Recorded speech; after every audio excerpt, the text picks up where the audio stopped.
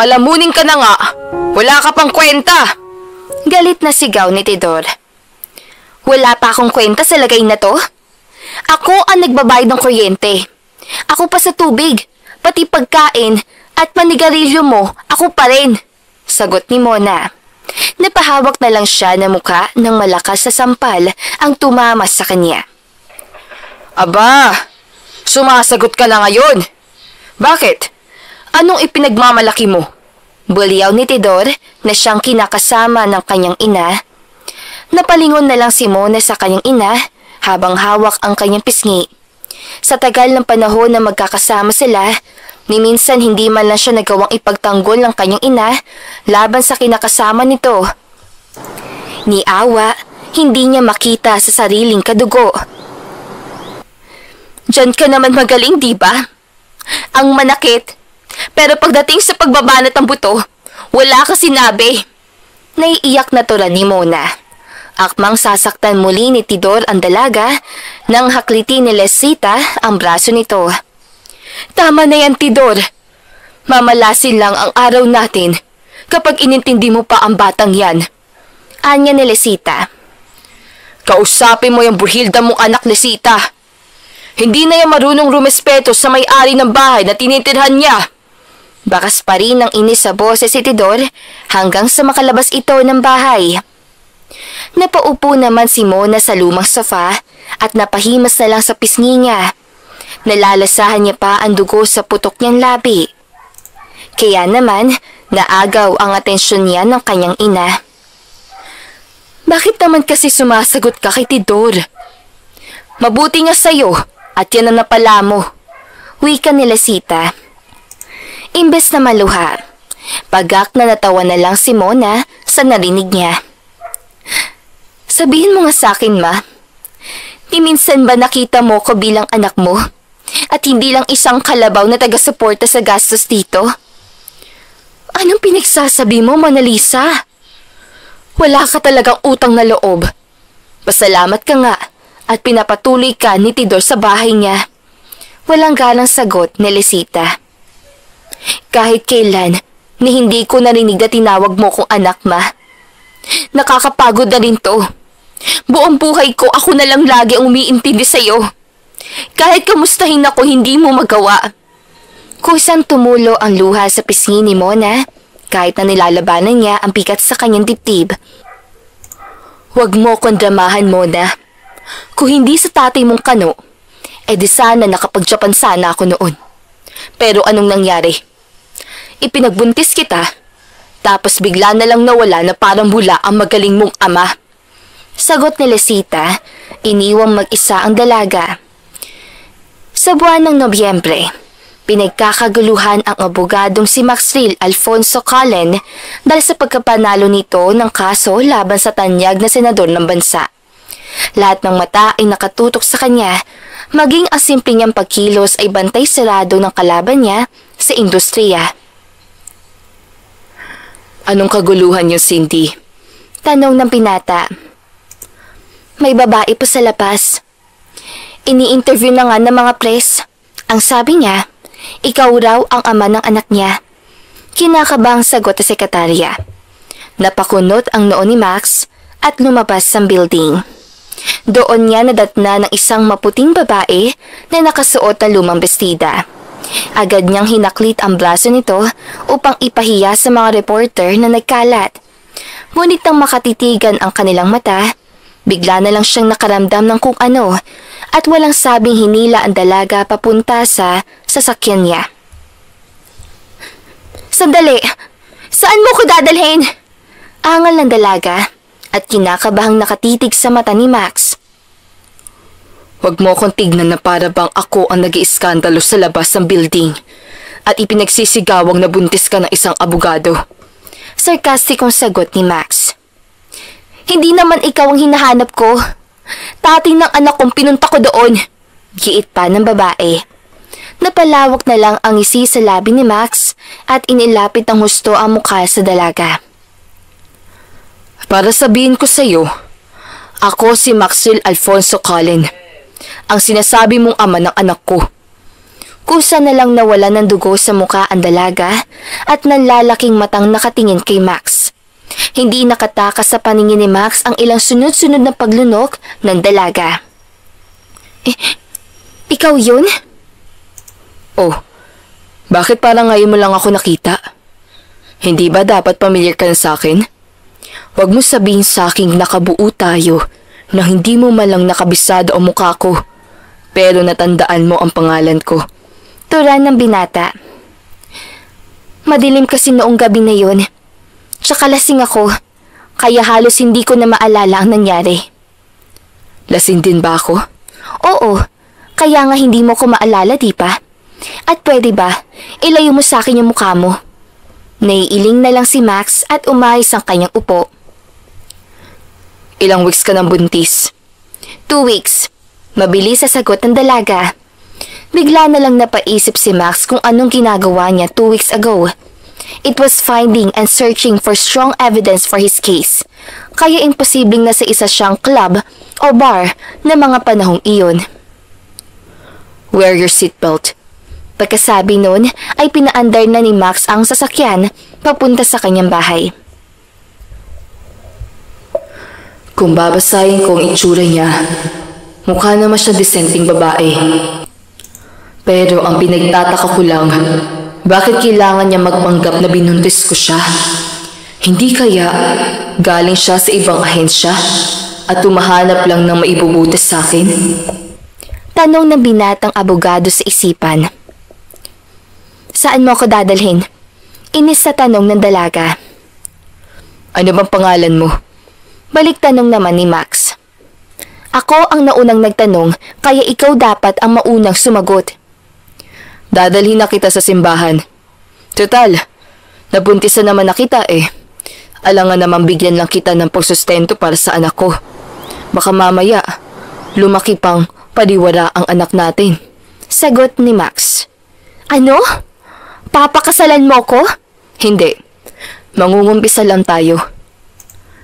Ikumpisal mo sa pare ang pangalan mo para naman hindi Hoy ang maitawag ko sa iyo. Napairap na lang ang dalaga at nag-cross ng braso. Mona. Mona Lisa ang pangalan ko. Mona Lisa. Muling banggit ni Josh at muling sumaliyap sa mukha ng dalaga. Kaya naman pala halos perpekto ang pagkakalikha sa mukha niya. Oh, anong ingiti-ngiti mo dyan?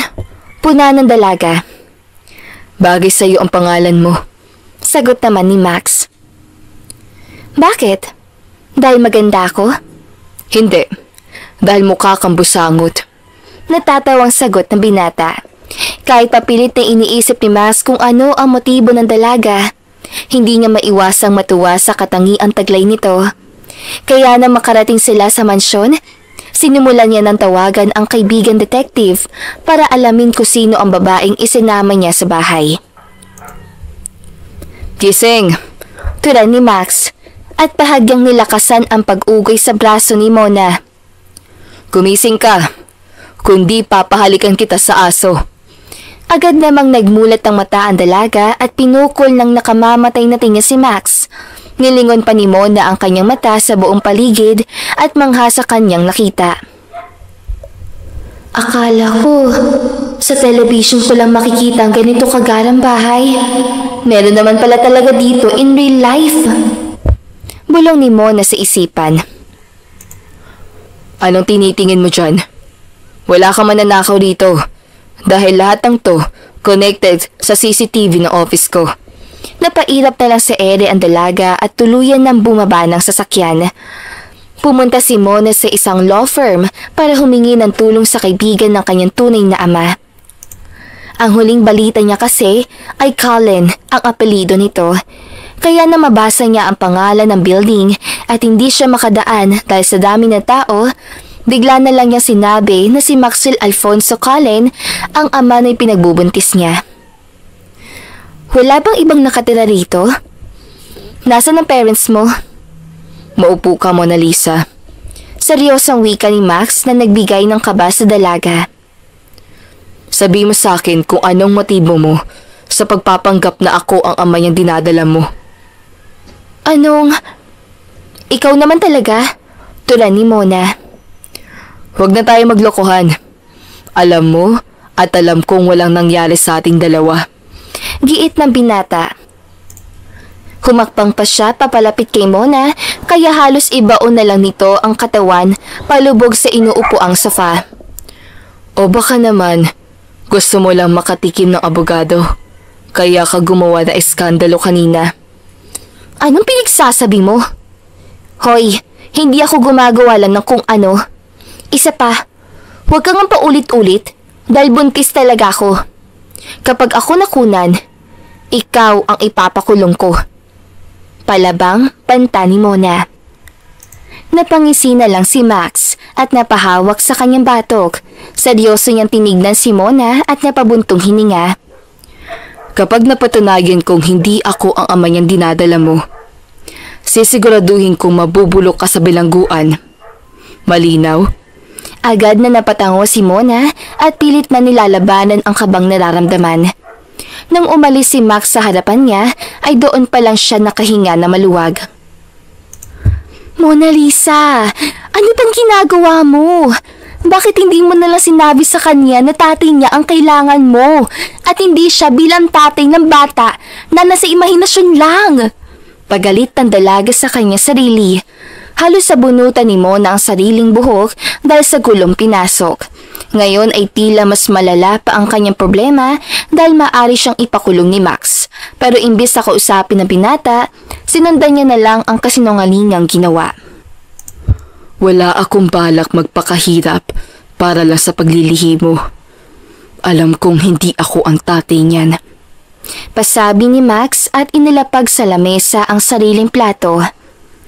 Naupo naman sa tabi si Mona at pilit na iniisip kung paanong lalaki ang kanyang tiyan, gayong wala naman talaga itong laman.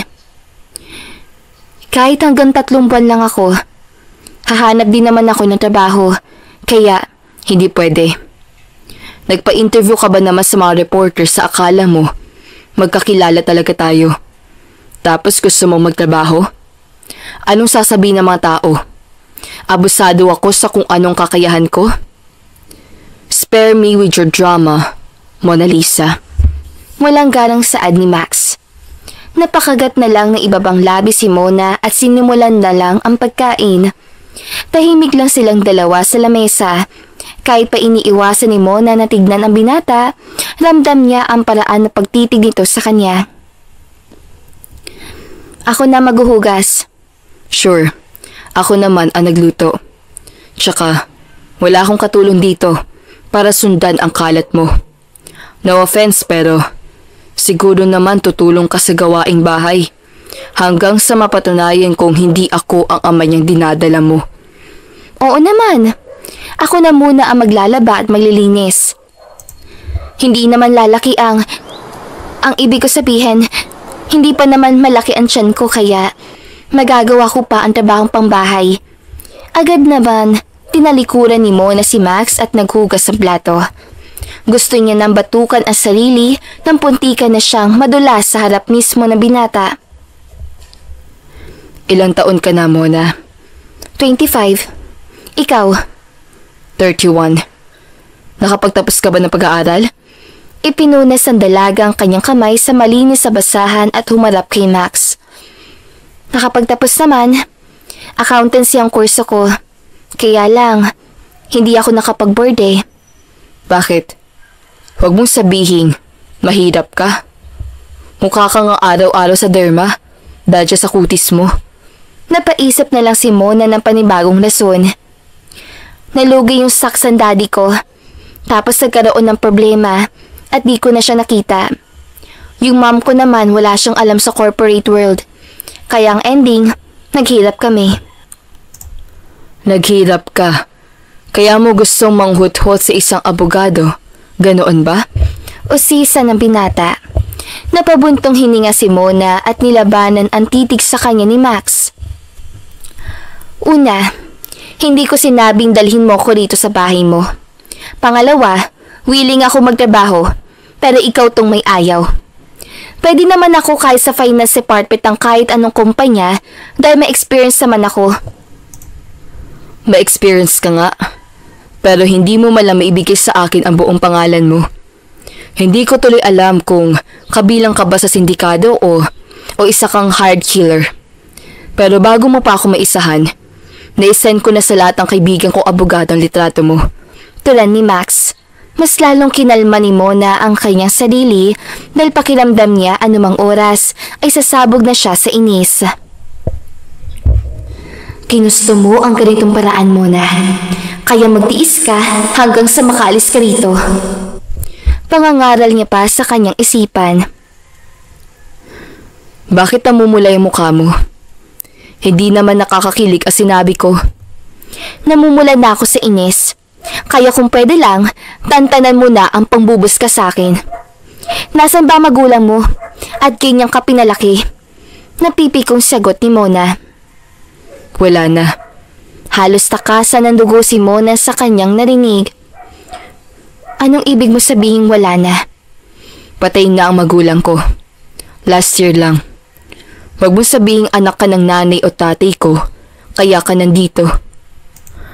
Mapatunayan ko lang na may sinabi kang hindi totoo. Sa kulungan talaga ang bagsak mo. Anya ni Max. Ibig sabihin lang ito? Walang kwenta ang pagsisinungaling ko? At mas lalong walang kwenta kung mananatili pa ako sa bahay nito? Imposible namang alam ni Max ang tungkol sa kaibigan ng tatay niya. Sus mio, anong ginagawa ko nito? Tanong na lang ni Mona sa sarili habang napapatingin sa kawalan. Sa mga sumunod na araw ng pananatili ni Mona sa bahay ni Max, patuloy lang siya sa pagpapanggap na may laman ang kanyang sinapupunan. Buong akala niya babalik din ang pinata sa trabaho nito kinabukasan, pero nag-file ito ng leave sa sariling kumpanya. Kaya naman halos 24 oras silang magkasama. Wala ka bang gustong kainin? Tanong ni Max. Wala naman. Kakain ko lang din kasi. Tura ni Mona, inalis niya pa ang ilang kalat na tinipon niya kahapon para mailagay na sana sa trash bag. Ngunit habang ginagawa niya iyon, may kamay na pumigas sa kanya. Bakit? Ako na ang gagawa niyan. Hindi mo kailangan magbuhat. Anya ni Max at inagaw ang trash bag na hawak ng dalaga. Ha? Akala ko ba may gagawin ka kaya ayaw mo magluto? Takang tanong naman ni Mona. Kung saan na lang napakunot ang kanya noo na mapagtantong sinusundan siya ng binata. Huwag mong sabihing nagsisunungaling ka sa akin. Bakit ko naman kailangan magsinungaling sa'yo? Hindi ko alam. Ikaw lang naman ang nakakaalam nun sa sarili mo. Kaya itatanong ko sa'yo yung tanong mo. Bakit ka naman magsisinungaling sa akin, attorney? Binabaliktad mo ba ako? Bakit naman kita babaliktarin? Ano namang mapapala ko kung sakali? Napangisi na lang si Max dahil sa katilinuhang taglay ni Mona. Kahit ako yung abogado sa aming dalawa, parang ako pa yung dehado kung nasa isang relasyon kami. Napapangiting tulan niya sa isipan. Anong ngingiti-ngiti mo dyan? Pati pagiti sa sarili ko pamamahay, bawal na rin? Natatawang tanong ni Max. Hindi naman. Nagtataka lang ako. Mamaya, bigla ka na lang mangagat eh. Sagot ng dalaga. Magpapakagat ka ba? Kung sakali? Muling tanong ni Max. Hindi. Mamaya, masakit pa yun ang kagat mo. Mabilis sa tula ni Mona at napaiwas na tingin kay Max. Hindi ko sasaktan. Dahan-dahan lang. Tsaka, sure naman ako magugustuhan mo ang bawat kagat. Wika ng binata. May kagat bang nagugustuhan? Ano ka, baliw? Naguguluhang sambit ni Mona, pero sinagot na lang siya ni Max na makahulugang tingin at tumingin sa labi niya. Nakakabaliw talaga kapag nag-umpisa na akong mangagat. Tumatawa-tawa pang sagot ni Max bago binuhat ang sako ng basura. Napatitig na lang si Mona sa papaalis sa binata. Tila isang palaisipan sa kanya ang sinabi ni Max. Pero habang inaaral niya ang kanilang nag-iusapan, maging ang paraan nito ng pagtitig sa kanyang labi, doon niya naiintindihan ang kahulugan na sinabi nito. Anak ng sinigang na corned beef? Ang walang yang lalaking yun.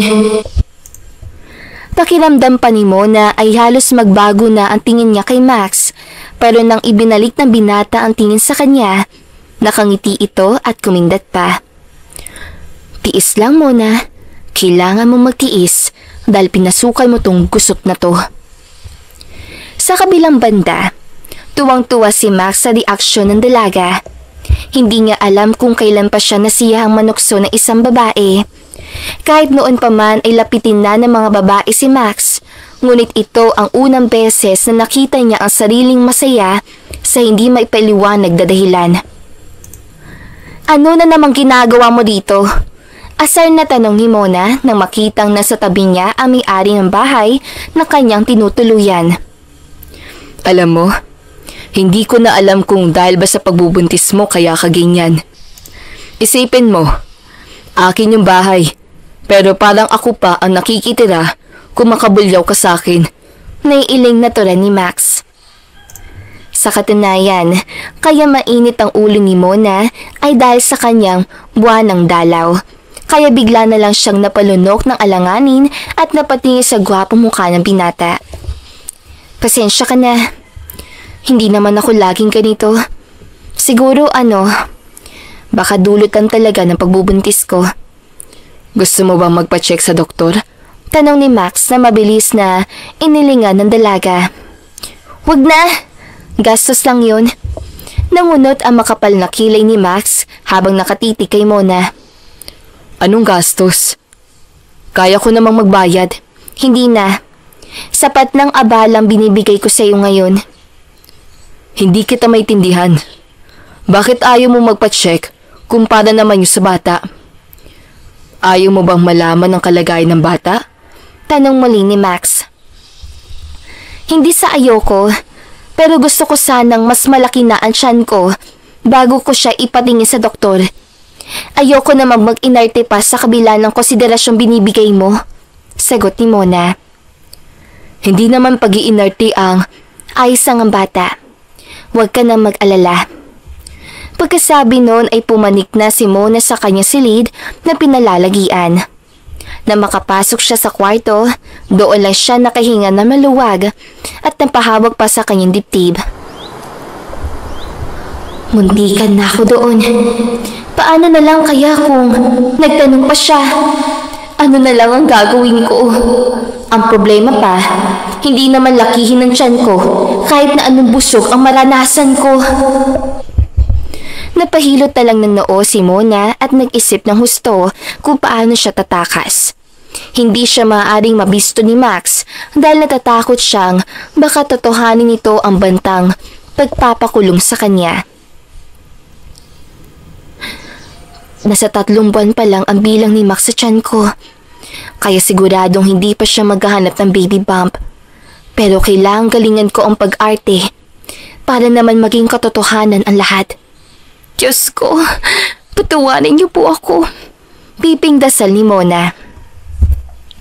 Kinabukasan, habang nagluluto si Max sa umagahan, narinig niya ang yabag ng paa pababa ng hagdan, kaya sigurado siyang papalapit sa kanya si Mona. Hindi na sana ako magluluto ngayong araw. Ang problema, mukhang napainit ko ang ulo ni Buntis kahapon. Mamaya, lumabas na nakabusangot ang batang nasa sigapupunan niya dahil sa akin. Bulong ni Max sa isipan. Na magkaharap silang dalawa, bigla na lang tumakbo si Mona papuntang lababo at nagsusuka. Agad namang naalerto si Max at hinaplos ang likuran ng dalaga pero tinabig dito ang kamay niya. Anong nangyayari? Baka sa tinig ni Max ang pag-aalala, kaya naman alam ni Mona na effective ang naging plano niya. Pero hindi inaasahan ng dalaga na hawakan ni Max ang kanyang tiyan at marahan itong hinihimas. Kaya naman kusang nagtayuan ng balahibo niya sa batok at braso dahil sa init ng kamay ni Max. Sinubukan niyang hawiin ulit ang kamay ng binata pero mas malakas ito kaysa sa kanya kaya nagpirmi ang kamay nito sa balat niya. Anong ginagawa mo? Takang tanong ni Mona. Binibigyan ka ng emotional support? Hindi ba halata? Sarkastikong sagot ng binata. Hindi ko kailangan ng... Hindi rin naman ako nagtatanong sa'yo. Alam mo, Mona, nakakapikon ka na. Alam kong hindi sa'kin ang batang daladala mo. At hindi rin tayo magkakilala. Pero dapat mas sigurong hayaan mo kung maging mabuting tao sa'yo habang nandito ka sa pamamahay ko. Kasi paano na lang kung mapahamak ka tapos nakatira ka sa'kin? Ano na lang ang sasabihin ng ibang tao? Sunod-sunod na wika ni Max. Doon naman naging malumanay ang naging ekspresyon ng dalaga. Hindi niya inaasahang iyon ang nasa isip ni Max habang niloloko niya itong buntis siya. Lalo lang siyang kinakain ng sariling konsensya habang nakatingin sa maamong mukha ng binata. Hindi mo naman kasi kailangang gawin to. Malumaning nakatwiran ni Mona. Hindi kailangan, pero gusto ko. Ako ang magdedesisyon para sa sarili ko. Isa pa, ikaw ang pumunta sa akin dahil sa anak mo. Tapos kayo na arty ka ng ganyan? Sabi mo nga yung totoo. May nagpadala lang ba sa'yo dito? Kasi kung wala, bakit ganyan ang mga nagiging aksyon mo? Napipikontura ni Max at iniwas si Mona sa kusina. Hindi naman alam ni Mona ang kanyang gagawin nang umalis ang binata. Para siyang sinaksak sa puso habang nagsasalita si Max sa kanya. Lalo na dahil ramdam niya ang sinseridad nito. Teka, ano yun? Hinanap ni Mona ang nangangamoy sunog. Yun pala ay ang niluluto ni Max bago siya dumating. Napangibi na lang siya na makitang itim na ang itlog na nakasalang. Pero lalo lang siyang napangibi nang maalala ang reaksyon ni Max habang magkausap sila kanina. Pupuntahan ko ba siya o hindi? Tanong ni Mona sa kanyang isipan. Hawak niya na ang tray na may lamang pagkain. Pero nagdadalawang isip siya kung iahati niya ba yun sa silid ni Max. Wala naman sigurong masama kung ihahatid ko to, di ba? Tsaka, medyo kasalanan ko naman kanina nangyari. Nabuo ang desisyon ng dalaga at pumasok siya sa silid ni Max. Nadatnan niya itong printing nakahiga sa kama habang nanonood ng telebisyon. Agad naman itong napatitig sa kanya na pumasok siya ng tuluyan. Ano yan? Hindi pa ako kakain. Eh di mamaya. Wala namang problema. Palabas na sana si Mona nang maibaba niya ang tray sa lamesa. Pero napahinto siya nang maalala ang isang bagay na ipinunta niya sa silid ni Max. Salamat pala kanina.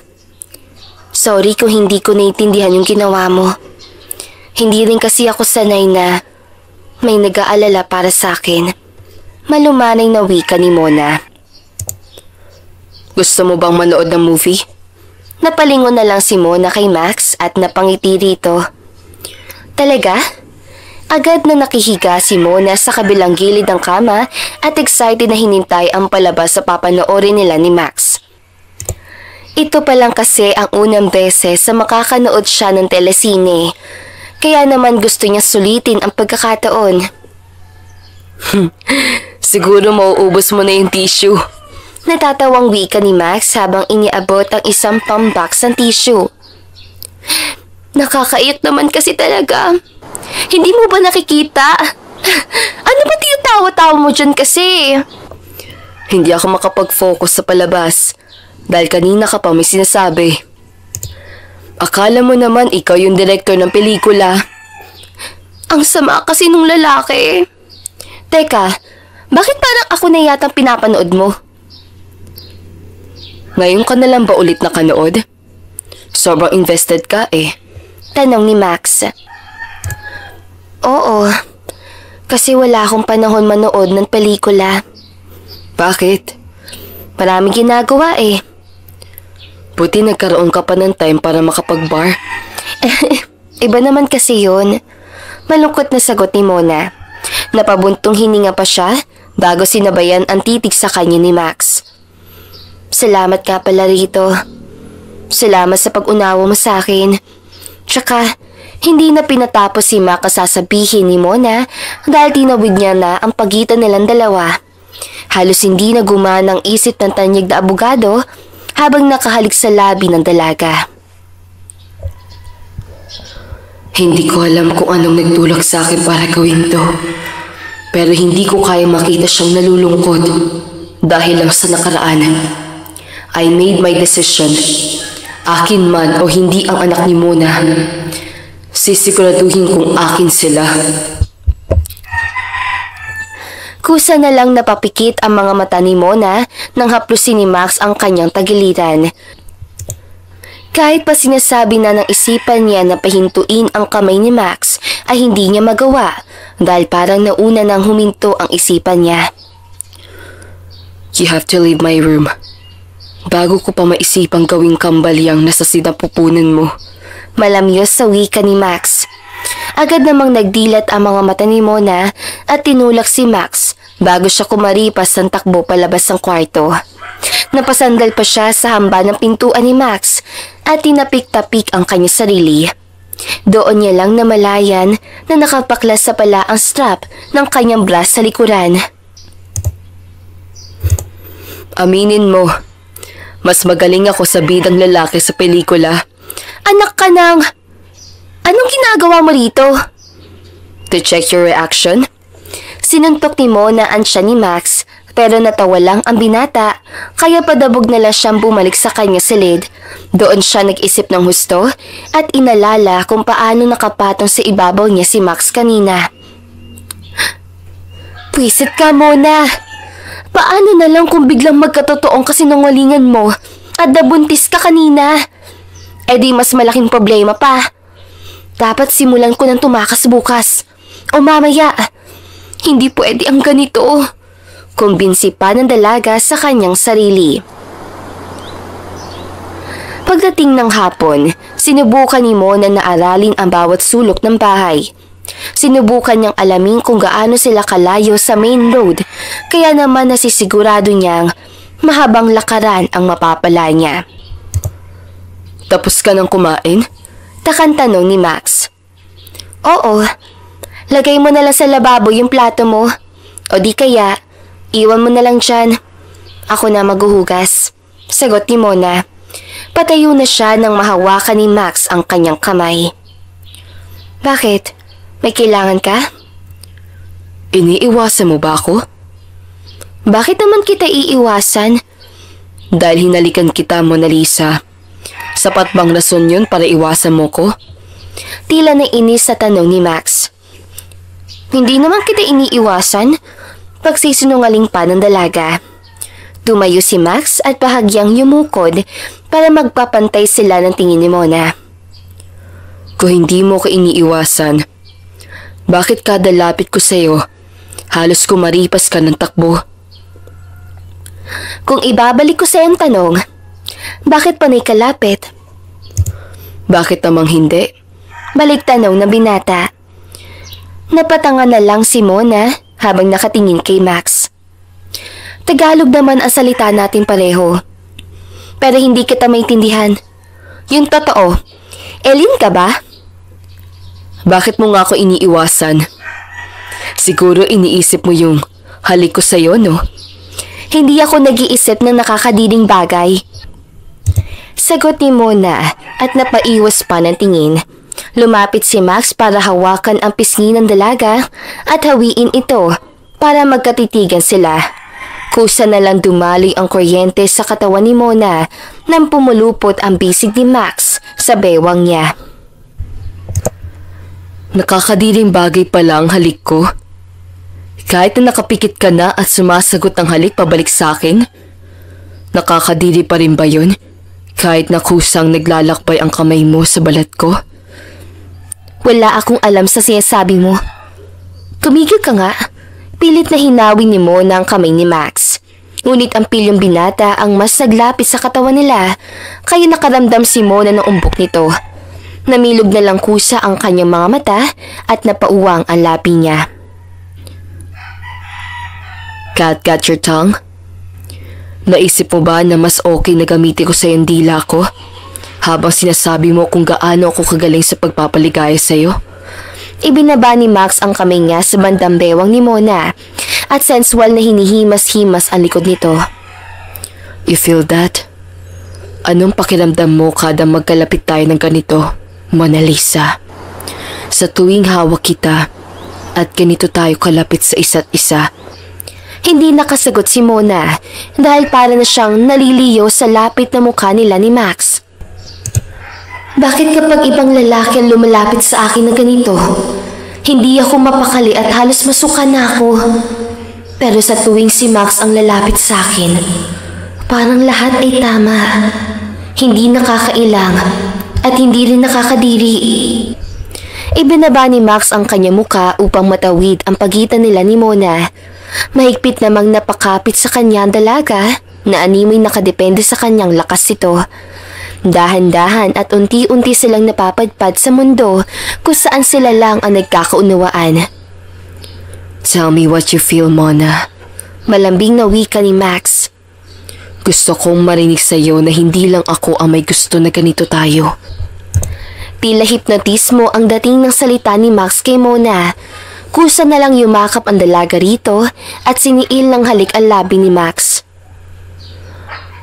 Gusto ko ang init ng dala mo sa akin. Nakakatawa pero hindi ako nandidiri kapag hinahawakan mo ko sa kahit saang parte ng katawan ko. Gusto ko na ganito kalapit ang katawan natin sa isa't isa.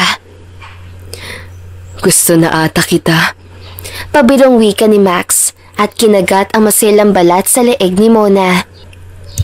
They shared hugs and kisses. Para silang mag-asawa na sabik sa isa't isa. Ngunit ang lahat ng yun ay kailangan bitawan ni Mona alang-alang sa kaliyaan niya. Hindi niya lubos sa kilala ang takbo ng utak ni Max. Alam niyang walang kasiguraduhan ang desisyon nito kapag na lamang nagsisinungaling siya. Hindi tama to. Kailangan mong magising sa katotohanan, Mona Lisa. Pangangaral ng dalaga sa kanyang isipan. Hinawakan niya pa ang tapat ng kanyang puso dahil sobrang bilis ng tibok nito. Hinintay niya maghating gabi bago lumabas sa mansyon. Pero dahil sa kanyang katangahan, naapakan niya ang security alarm kaya naalerto si Max at hinanap siya. Sinubukan niyang basagin ang isang vase sa tapat ng pintuan bago nakalabas. Ngunit agad siyang napalingon na makarinig ng malakas na daing. Max? Balot ng takot ang tinig ng dalaga habang nakatingin sa binatang duguan. Damn it, Mona. Saan ka ba kasi pupunta? Inis pang sambit nito. Nilingon ni Mona ang gate na ilang hakbang na lang ang layo sa kanya bago ibinalik ang tingin kay Max. Ilang beses siyang napamuda sa isipan dahil hindi niya alam kung ano ang dapat gawin. Kung pupuntahan ko siya, panigurado mahihirapan na akong makaalis sa kanya.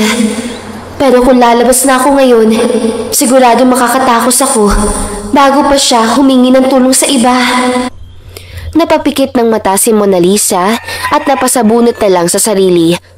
Naglakad siya pabalik kay Max at tinulungan ang binatang makatayo. Lalayasan mo ba ako? Inis sa tura ni Max.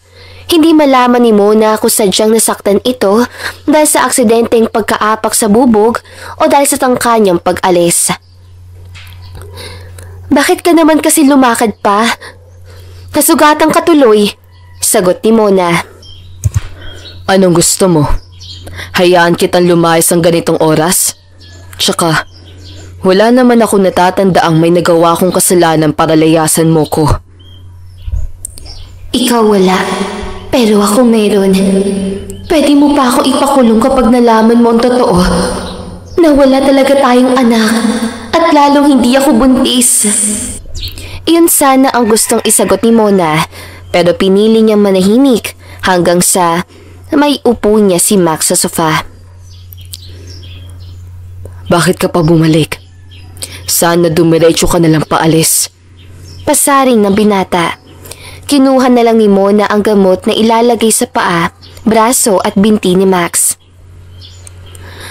Bakit ka pa naglalakad kung alam mong masusugatan ka lang din? Kasi kung hindi ako susubukan, baka wala ng tsansa mapigilan ka. Mahinang wika ni Max. Ano bang pakialam mo kung aalis ako? Gusto mo pa rin ba akong ipakulong? Oo. Pero kung sakali man, wala ka ng kawala. Diretsong sagot ng binata habang nakatitig sa mata ng dalaga. Pero sa loob nito, nag-aalala lang siya kay Mona at gusto niya pang makasama ang dalaga kahit hanggang sa magsawa lang siya dito. Nang dahil sa nangyaring aksidente kay Max, napilita si Mona na manatili sa tabi nito. Lalo na at malubha ang sugat ito sa paa. Kasabay noon ang pagsisisi ng dalaga. Gusto mo bang ilagay ko yung karne sa plato mo? Alok ni Mona. Napatitig na lang si Max sa dalaga at hindi ito sinagot. Hanggang ngayon kasi ay palaisipan kay Max kung bakit aalis si Mona samantalang maayos naman sila bago ang gabi. May ginawa akong dessert kahapon. Gusto mo ikuha kita? Dadagdagan ko pa bang kanin mo? Anong ginagawa mo, Mona? Ginagawa? Inaalok ka. Kung nagigilty ka dahil sa nangyari, kalimutan mo na. Isa pa, next week, paniguradong okay naman na rin ang sugat ko. Hindi ako baldado. Magagawa ko pa rin kung anong gusto ko. Sorry. Hindi na nakibuan ang dalawa at tahimik na lang na tinapos ang pagkain. Sa dumaang araw, lalo lang lumalala ang pagkatahimik ng buong bahay. Pakilagay na lang sa banyo yung razor kapag natapos ka. Sambit ni Max na hindi man lang nililingon si Mona. Napatango na lang si Mona habang tinatapos ang pagtanggal niya ng himulmul sa tela. Ang sungit-sungit niya. Kala mo naman sinong gwapo. Alam kong gwapo siya.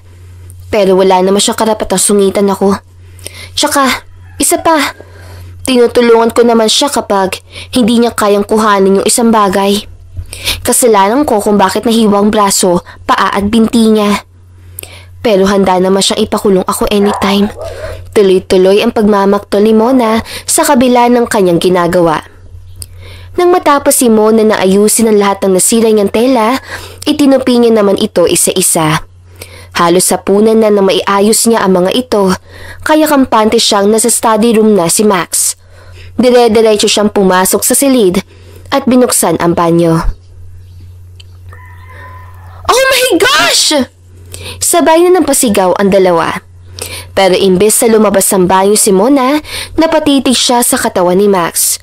Malalaki pa rin ang hiwa na sugat ito, kaya nakaramdam siya ng takot at kaba. Diyan ka lang. Huwag kang lalapit. Sita ng binata. Hindi nito napigilan si Mona at lumapit pa ng husto. Bakit hindi mo sinasabi sa akin na nahihirapan ka na pala? Bakit kailangan mo tiisin to? Kinuha niya ang sabon at maingat na iniangat ang binti ni Max. Sabihin mo sa akin kung masakit ha. Hindi nagsalita si Max at hinayaan na lang ang dalaga sa pagpapaligo sa kanya. Ngunit sa isipan niya, ilang beses na siyang napapamura dahil sa init na dala ng kamay ni Mona. Never in my life na nasarapan ako sa pagligo. Ngayon lang ako nakaramdam ng ganitong klaseng init sa katawan. Ang masama pa, hindi man lang ako makakilos. Naiinis sa sambit ni Max sa kanyang isipan. Okay ka lang? Tanong ni Mona nang maramdaman ang paninigas ng katawan ni Max. Nasaktan ba kita? Hindi. Tuloy mo lang. Nahihirapang sagot ni Max. Napatango na lang si Mona at marahang sinabunan ang katawan ni Max.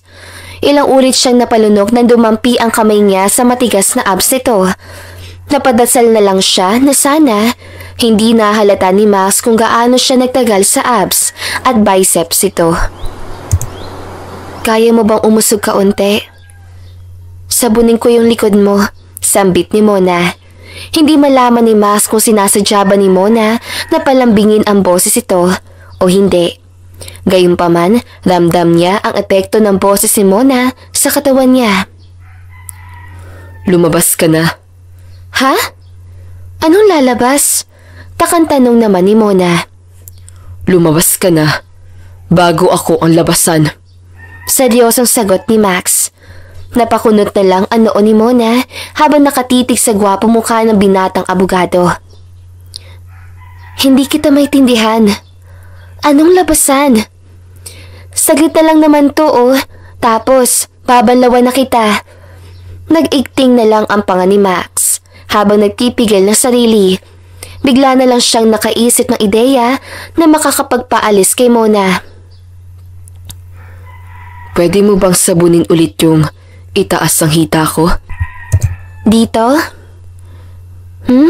Hindi naman marumi. Inosenteng tulad ni Mona. Medyo itaas mo pa. Anya ni Max. Iniangat pa ni Mona ang kanyang kamay hanggang sa mapansin niya ang malaking umbok sa pagitan ng hita ni Max.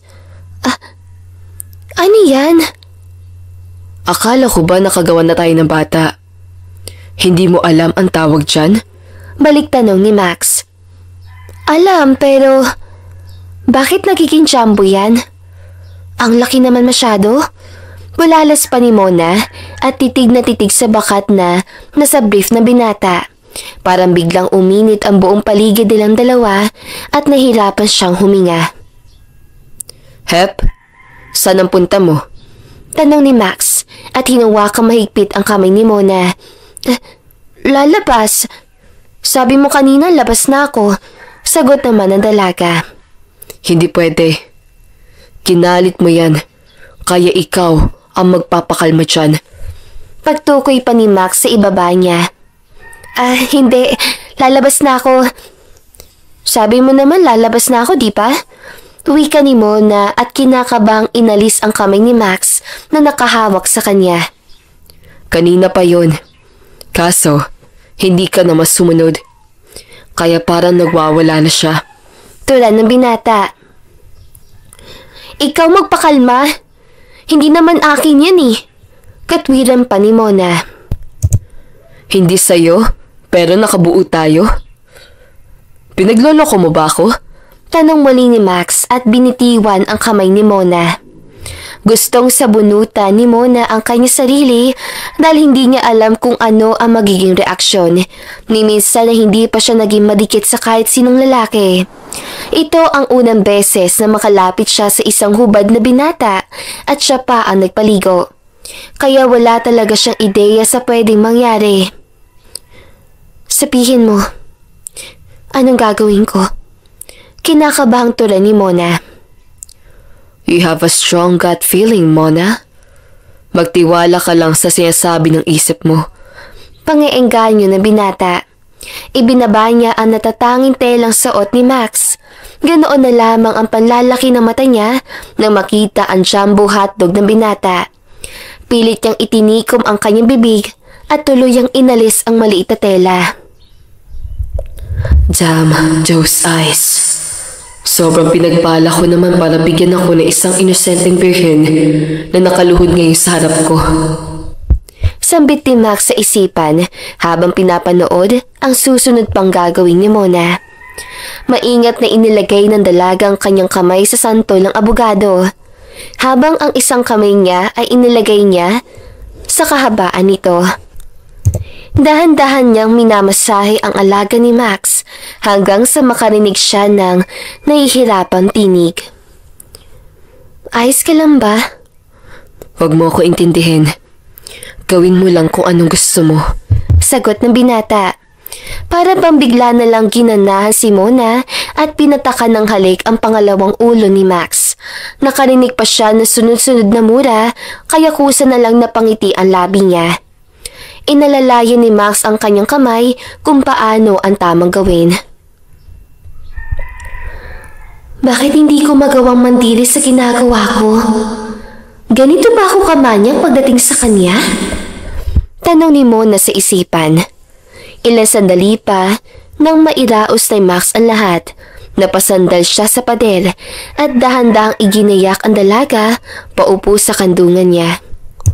Max! Yung sugat mo!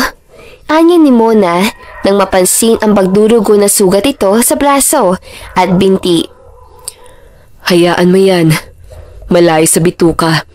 Paunang wika ni Max at iginapang ang kamay sa likuran ni Mona kung saan nakalagay ang hook ng bra nito. Do you mind feeding me, baby? Hindi agad naunawaan ni Mona ang ibig sabihin ni Max. Napapikit na lang siya nang sapuin nito ang dibdib niya. Maxwell, iniangat na binata ang damit ni Mona at nilambing ang isa sa bundok nito. Ilang beses pang napasinghap si Mona habang lumalandas ang mainit na dila sa itaas ng kanyang bundok.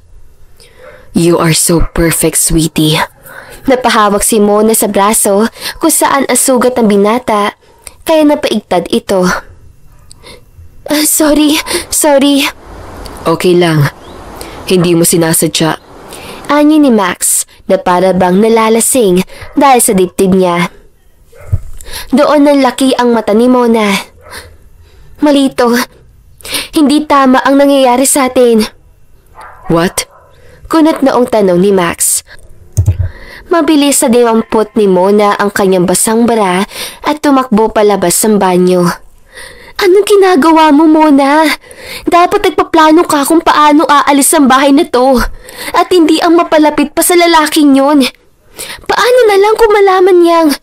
Mona, pwede ba tayo mag-usap? Matutulog na ako. Bukas na tayo mag-usap. Wala pang 6:00. Mag-usap tayo. Hinarap ni Mona ang binata at napansing tanging tuwalya lang ang tabing nito. Agad siyang napatakip na mata at muling tumalikod. Magdamit ka nga. Napangiti na lang si Max at naupo sa tabi ng dalaga. Parang kanina lang. Hinalikan mo pa to. Tapos ngayon, may patakip-takip ka pa ng mata? Magbibihis ka? O pipigain ko yung sugat mo? Tagbabanta pa ni Mona. Ikaw bahala. Pero dito lang ako sa tabi mo. Giit pa ni Max. Walang nagawa si Mona kundi harapin si Max. Sinamaan niya ito ng tingin, samantalang nakangiti lamang ito sa kanya. Anong kailangan mo? Sabihin mo at makakalabas ka na. Nalabasan na nga. Hindi. Biro lang. Ikaw naman, masyado seryoso. Hindi ako nakikipagbiruan sa'yo, Maxwell Alfonso Cullen. Napataas ang dalawang kamay ni Max, tanda ng pagsuko. Okay. Chill, sweetie. Pinuntahan lang kita para malaman at makita ang reaksyon mo. Ayoko naman bigla ka nalang magtampo dahil sa kanina. Baka maapektuhan ang bata. Hindi naman. Anya ni Mona at napabuntong hininga. Nawala na sa isipan niyang nagpapanggap siyang buntis at si Max ang ama. Tsaka, next week, balik na ako sa trabaho. Gusto ko sanang isama ka para hindi ka mainip dito sa bahay. Pwede ka naman daw sa opisina ko. O kung gusto mo, pwede ka rin naman sa accounting office. Kung saan ka komportable. Pahayag ni Max. Sa swelduhan mo ko? Takang tanong ni Mona. Handa ko ibigay sa iyo ang isa sa cards sa meron ako. Gagawin mo yun? Bakit hindi? Napailing na lang si Mona habang hindi makapaniwalang nakatitig sa binata. Ilang babae na bang nabigyan mo ng card? Nag-iisa lang. Yung babaeng nagsasabing na anakan ko siya. Nakangising sagot ni Max.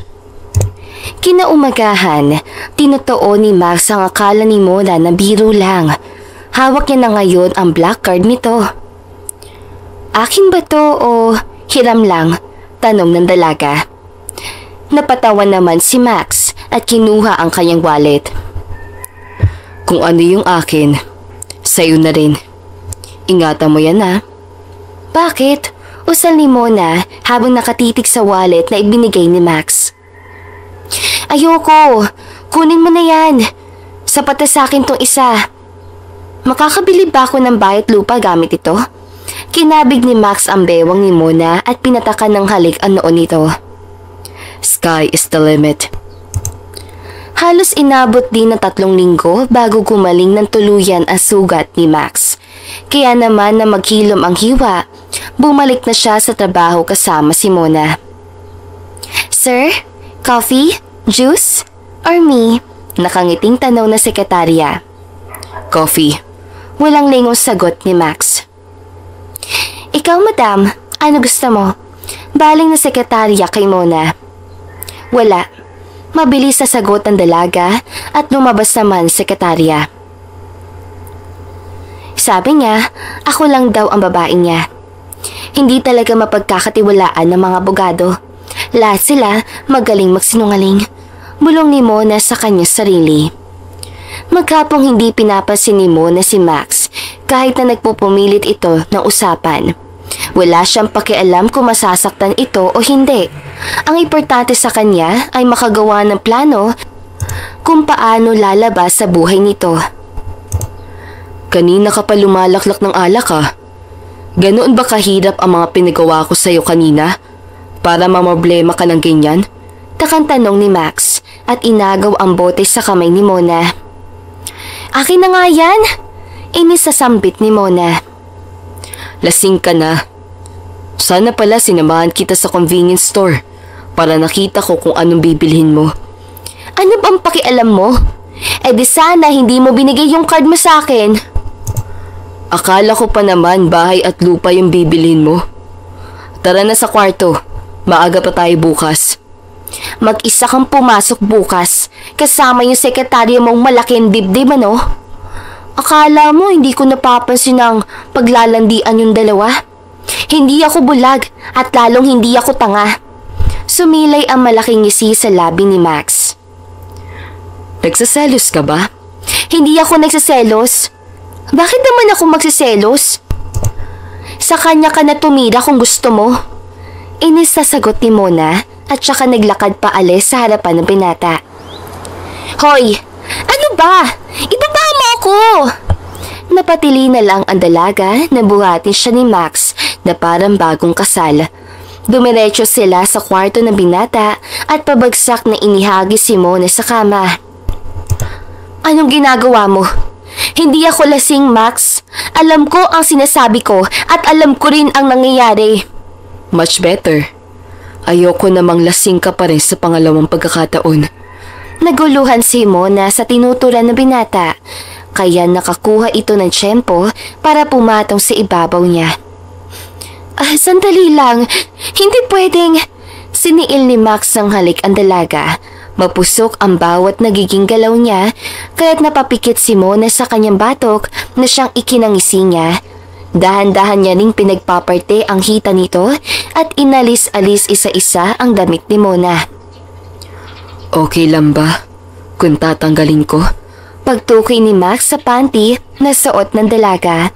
Dahil sa impluwensya ng alak, nagkaroon ng lakas ng loob si Mona at napatango ng marahan. Sa kada paglipat ng labi ni Max sa iba't ibang parte ng katawan ni Mona, panay ang ungol nito na siyang nagahari sa buong silid. Ang sabi ko sa sarili ko, hindi ako papayag kung hindi asawa ko makakakuha sa akin. Pero hindi ko rin magawang awati si Max sa ginagawa niyang pagsamba sa katawan ko. Inilagay ni Max ang binti ni Mona sa itaas niyang braso. Sinisimsim ang bukana ng dalaga at paulit-ulit na pinaglandas ang dila sa kasalanan nito. Walang perpektong tao, pero higit siya kaysa mainam. Hindi ko nakikita noon ang sarili ko na masisiyahan ng dahil sa isang babaeng kasama ko sa kwarto na may lihim na sikreto. Kahit ano pang lihim ni Mona, handa akong magpatawad. O ano pa man, basta mahalin niya lang ako pabalik. Ilasunod pa at narating na ni Mona ang kanyang rurok. Ito ang kauna-unahang pagsimsim ni Max sa katas ng isang babae. Inubos niya ang lahat na para bang isa siyang uhaw na bata. Hindi pa tayo tapos, mahal ko. Nakangising sambit na binata. At hinalikan muli ang labi na dalaga, tsaka dahan-dahang itinatapat ang alaga niya sa sentro nito. Para namang binuhusan na malimig na yelo si Mona na bigla na lang ipasok ni Max ang kahabaan sa perlas niya. Ilang ulit siyang napamura at napapikit na mariin dahil sa pakiramdam na napunit ang gitna niya. Akala ko, bakit? Hindi makapaniwalang nakatingin si Max sa mukha ni Mona. Bakas sa mukha ng dalaga ang sakit na nararamdaman. Napamura siya na mapagtantong virgin pa ito at siya ang nakauna. Buong akala niya kasi ay nabuntis si Mona ng ibang lalaki at ipinapaako lang nito ang responsibilidad sa kanya. Sorry. Kung alam ko lang, edi sana. Alisin mo yung sakit. Please. Naluluhang pakiusap ng dalaga. Hinagkan naman ni Max ang mga takas na luha sa mga mata ni Mona at muling hinalikan ang dalaga. This time, their kisses is gentle and soothing. Maingat na gumagalaw si Max sa ibabaw ni Mona hanggang makapag-adjust ito sa laki at haba niya. Huwag kang hihinto, Max. Sambit ni Mona habang sinusubukang salubungin ang bawat galaw ng binata. Parang ritmo ang nagiging galaw nito hanggang sa maging iisa ang naging resulta. He came inside her. Sinigurado ni Max sa lahat ng semilya ay nasa loob ni Mona. I love you, Mona Lisa. Sambit ng binata sa dalaga at hinagkan pang minsan ang labi nito bago umalis sa loob ng dalaga. Kinabukasan, nagising na lang si Mona na sarado pa ang bintana kaya sinubukan niyang tumayo para buksan ito na mapagtanto niyang wala siyang saplot. Tipurang lintik. Anong nangyari? Bigla na lang siyang napadaing na makaapak siya sa sahig. Doon nagbalik sa isipan niya ang lahat na nangyari kagabi kasama ang magaling na abogado. Hindi pwede ang ganito. Kailangan ko makaalis bago niya pa malaman na... Breakfast in bed, sweetie. Napatili na lang si Mona at kinuha ang kumot para takpan ang kahubaran niya. Bakit hindi ka kumakatok? Kasi kwarto ko to. Balik tanong ni Max. Magmamarcha na sana palabas si Mona nang hiklitin ni Max ang braso niya. Saan ka pupunta? Lalabas. Kasi kwarto mo to. Hindi. Maupo ka. Nagluto ako na agahan natin. Sabay tayong kakain. Seryosang turan ni Max. Hindi mo ba nakikitang wala akong damit? Inisawi ka ni Mona at pilit na inalis ang kamay ni Max sa kanya. Nakikita. At nakita ko na rin ng buo yan. Kaya walang rason para mahiya ka. Inalalayan pa ni Max ang dalaga palapit sa kabinet ito. Boxer at short? Takang tanong ni Mona sa damit na binigay ni Max. Hindi ba halata? Pamimiloso pong sagot ni Max. Napairap na lang ang dalaga. Aanhin ko naman to. Eh di isusuot mo. Baka gusto mong ako pa magsuot niya sa'yo. Nakangising sambit ni Max. Talikod! Utos si Mona. Bakit naman ako tatalikod eh? Nakita ko na nga. Tatalikod ka ba? O lalabas ako ng kwarto? Sabi ko nga, tatalikod ako. Nagugulo ang sagot ni Max at sinunod ang gusto ng dalaga. Pwede na humarap? Hindi sumagot si Mona at bumalik sa kama. Nakasimangot ang mukha niya habang nasa ibang dimension naman ang isip niya. Kaya para maagaw ang atensyon nito, hinalikan ni Max ang uwang nitong lapi. Para saan yun? Gulat na tanong ni Mona. Morning kiss. Sarap mo, kahit maldita ka. Nakangiting wika ni Max. Napairap na lang si Mona at sinimulan na ang pagkain. Isa lang ang nasisigurado ni Mona. Alam na ni Max na isa siyang birhen at wala silang anak. Ngunit ang ipinagtataka niya ay hindi ito nagtatanong ng kahit na ano. Hindi ba siya magagalit sa akin? O baka naman, nag-iipon lang to ng ebidensya laban sa akin para mabulok ako sa kulungan. Mukhang bihasa talagang isang to sa paghawak ng kaso. Pati ako ni isahan. Paano na ako ngayon yan? Tura ni Mona sa isipan. Saang lupalot na naman ang daigdig na tumatapoy ang isip mo? Sabi ko sa'yo, ako lang ang iisipin mo eh. Biro pa ni Max. Hindi na lamang umimik si Mona at sinimulan na niya ang kanyang pagkain. Sa sobrang kulit ni Max ay halos matapunan pa ito dahil lang gustong magpasubo sa kanya. Wala ka bang kamay? Inis sa tanong ng dalaga. Meron. Ikaw, wala ka bang sweetness sa katawan? Balik tanong ni Max. Para sa iba, meron. Pero para sa'yo, wala. Anya ng dalaga. Para sa isang virgin na gaya mo, masyado ka mataray. Pero huwag ka mag-alala. Hindi kita hayaang maging matandang dalaga. Pangiinis pa ni Max. Natigilan sa pagkain si Mona at napatitig sa binata. Napataas naman ang kilay ni Max na lumungkot ang mukha ng dalaga. You don't expect me na hindi ko malalaman yun, di ba? Huwag kang malungkot dyan. Bakit hindi mo ako tinatanong? Ipapakulong mo na ba ako? Mona, huwag kang malungkot. Secret lang natin yun. Ang importante, ako ang una mo at wala kang anak sa iba. Pero bakit hindi ka nagtanong sa akin? Tinatanggap ko na eh. Una pa lang. Naguguluhang napatingin si Mona sa kanyang kaharap. Paanong una? Marami ako naging kalaban matapos ang kasong na ipanalo ko. Kaya noong nagsabi kang buntis ka, gustong gusto ko na agad na ibulok ka sa kulungan. Pero dahil wala ko ebidensya at marami nagkalat na press, hindi ko yung magawa. Kaya alam kong halos lahat na sasabihin mo ay di totoo. Sagot ni Max. Max, magsasabi na ako ng totoo. Huwag mo lang akong ipakulong. Anya ni Mona at hindi mapigilan ang maluha. Agad na niyakap ng binata si Mona at hinaplos ang likod nito. Ikukulong na talaga kita kapag di ka patumahan. Tatahan na. Agad na pinunasan ni Mona ang kanyang muka at maging ang kanyang pisngi. Ang totoo kasi, tumakas ako sa amin. Tapos, baby, there's nothing to worry about. Maniniwala ako sa kung anong sasabihin mo sa akin. Hindi mo kailangang umiyak o magmakaawa. Okay? Ayos na sa akin ang lahat. Sambit pa ni Max.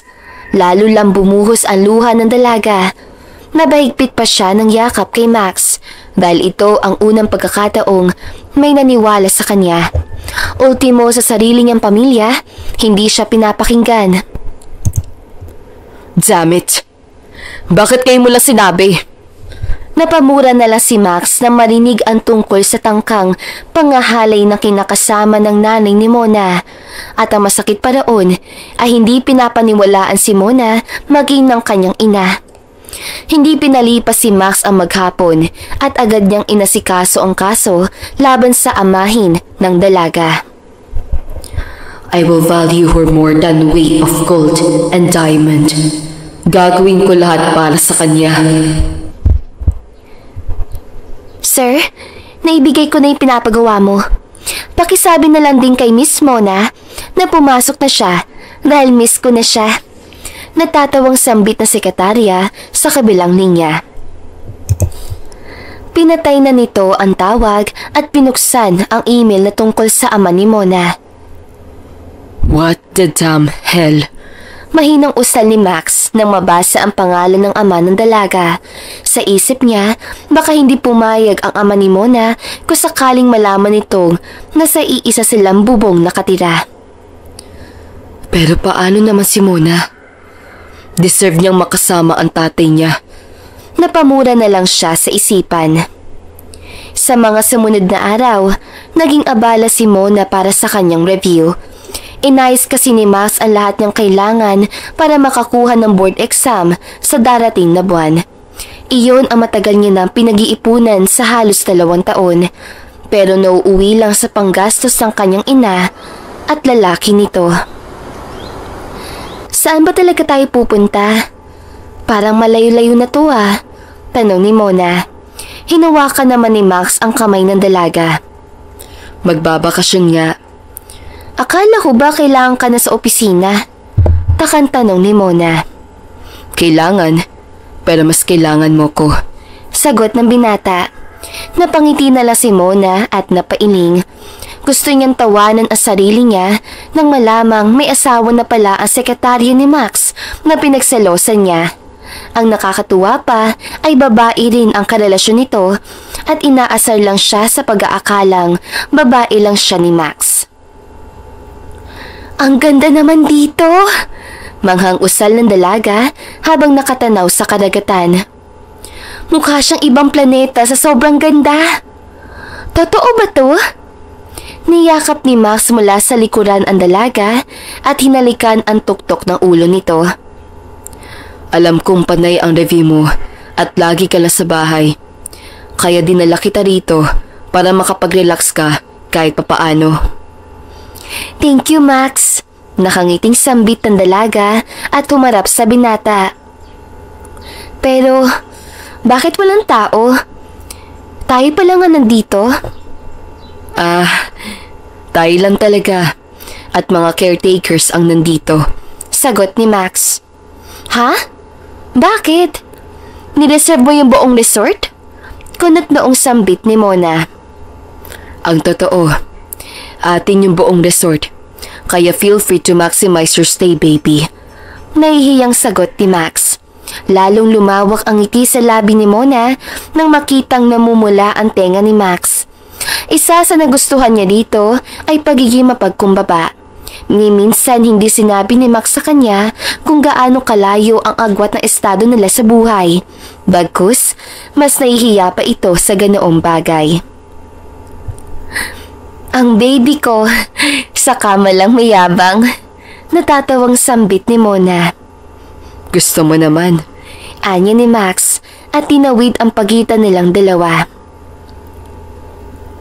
Sa pangalawang araw, iniwan ni Max si Mona kasama ang ilang caretakers. Ang paalam niya, bibili lang siya ng gaas dahil kulang na sa supply. Ngunit ang totoo, susunduin niya ang ama ni Mona para personal silang magkausap. Good morning, Don Edward. Magalang na sambit ni Max sa ama ni Mona. Tila sinusukat siya nito ng tingin bago nakipagkamay. Nakakapagsalita at nakakaintindi ako ng Tagalog. Kaya hindi mo kailangang mag-Ingles palagi, iho. Ikinagagal ako makilala ka. Inanyayahan ni Don Edward si Max sa loob ng mansyon at nang makaupo ang dalawa, hindi na nagpatumpik-tumpik si Max. Sa katunayan, mahal ko na ang anak niyo. Isa rin sa ipinunta ko kayo upang makapagpakilala rin po ako bilang nobyo ni Mona. Anya ni Max. Ganoon ba? Hindi mo naman ba pinilit ang anak ko? Wag mo mamasamain, iho, pero sa salaysay mo, hindi ko gustong ginawa mo sa anak ko. Seryosong sambit nandun. Alanganing napalunok si Max habang nakatingin sa banyagang ama ni Mona. Lintik. Ngayon lang ako kinabahan ulit sa tanan ng buhay ko. Sa ibang kaso, kahit may death threat na binibigay sa akin, hindi ako natatakot. Pero ngayong kaharap ko ang ama ni Mona, para na ako sinisilaban. Kinuha ni Max ang isang basong tubig at lumagok doon. Tila natuyo ang kanyang lalamunan dahil sa kaba. Isa po yun sa pinagsisisihan ko. Pero sana nauunawaan nyo rin po ang estado ko sa industriyang pinagtatrabahuhan ko. Buhay ko rin po ang nakasalalay sa iba't ibang kasong nahawakan ko. Pero pangako, pinagsisisihan ko ng husto ang nangyari sa amin ni Mona. Napangisi si Don Edward na makitang nababawasan ang tikas ng kilalang abogado. Sino ba namang hindi nakakaalam ng posisyon mo kung halos pa lang ay linggo-linggo kang nasa balita? Pero hindi sapat yun para saktan mo ang unika iha ko. Kahit pag-aano ka kagaling na abogado, isang bala lang din sa ulong katapat mo.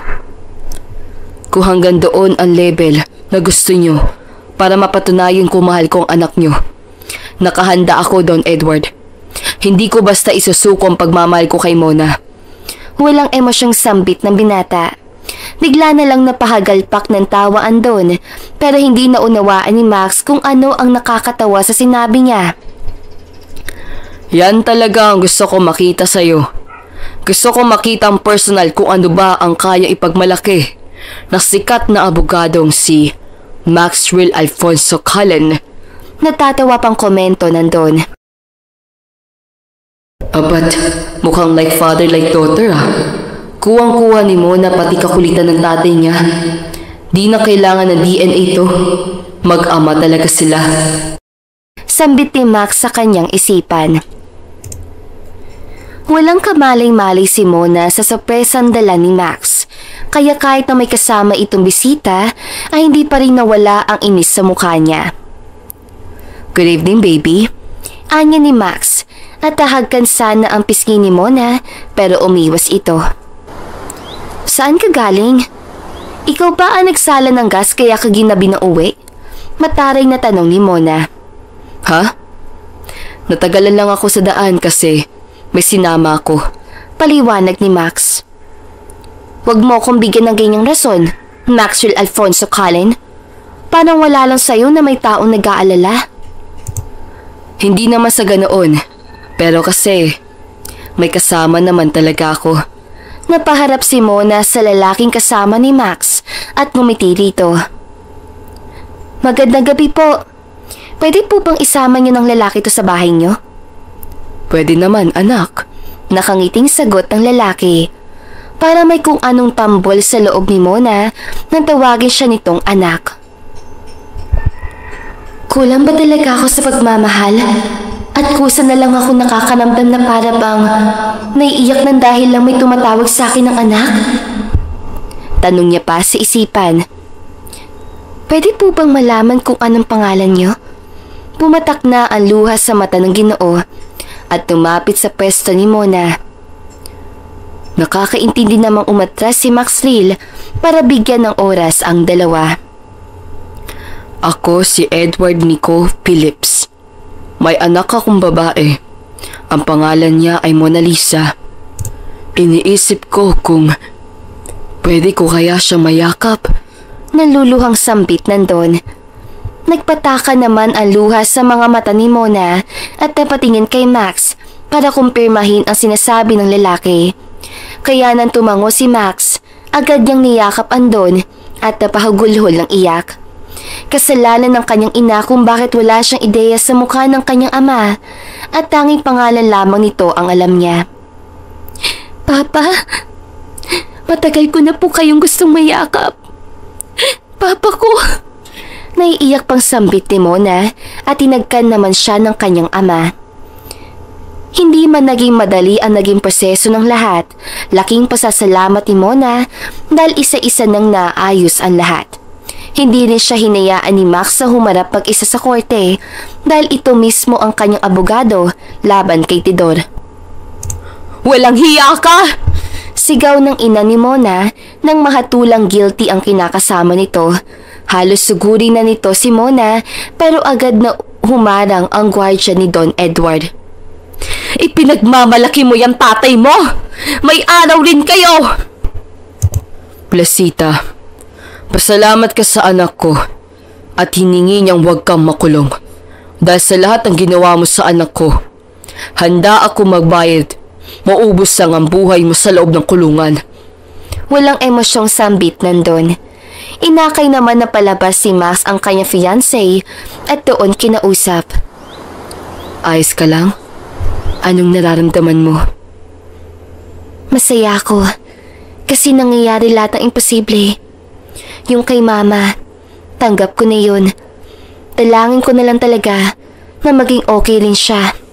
At kahit pa humingi siya ng tulong sa akin para sa pagbabagong buhay niya, hindi ko pa rin siya bibiguin dahil ina ko siya. Pero sa ngayon, hindi ko muna gusto mag-cross palagi ang landas namin, sambit ni Mona. Nakakulong na ang taong nagtangkas sa kanya at nakilala niya na ang kanyang ama. Kasunod naman ay ang pagkuha niya ng kanyang lisensya bilang Certified Public Accountant. Pero ang pinaka-highlight sa buhay niya ay pagkatapos ng 2 taong pananatili ni Mona sa poder ng kanyang ama at masugid ang paliligaw ni Max sa kanya. Nangyari na ang kasal na pangarap niya. Ang pinag-isa ng Diyos ay hindi mapaghihiwalay ng tao. Gaya na sumpaan ninyo, mabuhay kayong masaya at tapat sa isa't isa. Dalangin na simbahang ito na magkasama kayo sa habang buhay na puno ng pagkakaisa. At bilang pagtatapos sa seremonyas, binabasbasan ko ang pag-iisang dibdib ninyo sa ngalan ng Ama, Anak, at Banal na Espiritu Santo. Sina Maxwell Alfonso Cullen at Mona Lisa Phillips Cullen ay tiyak ng mag-asawa. You may now kiss the bride. Nakangiting wika ng padre. Inalis ni Max ang belong suot ni Mona at naluluhang ngumiti rito. Hindi ko alam na mas maigaganda ka pa pala kapag kaharap kita sa altar. Bolero, natatamang sagot ni Mona. Kung ang pangako rito ay mahalin ka sa habang buhay, ipinapangako ko naman sa iyong mamahalin kita hanggang sa mga susunod ko pang buhay. Mahal na mahal kita, Mrs. Mona Lisa Phillips Cullen. Siniil niya ng halik ang kanyang asawa. Mahal na mahal din kita, Maxwell Alfonso Cullen. Her fake pregnancy leads her to the man who marries her. Hindi lang sa panlabas at kabutihang anyo, tinanggap ni Max ang lahat-lahat kay Mona. Samantalang gayon din si Mona. Lagi siyang kabalikat ni Max sa kahit anong agos sa buhay. They live their own ever after. At dito na nga po nagtatapos ang magandang istoryang ito. Don't forget to like, share, and subscribe. Hanggang sa muli, paalam! Malayo ka man, mahal, lagi mo tandaan. Hindi magbabago, pag-ibig ko'y sa'yo lamang.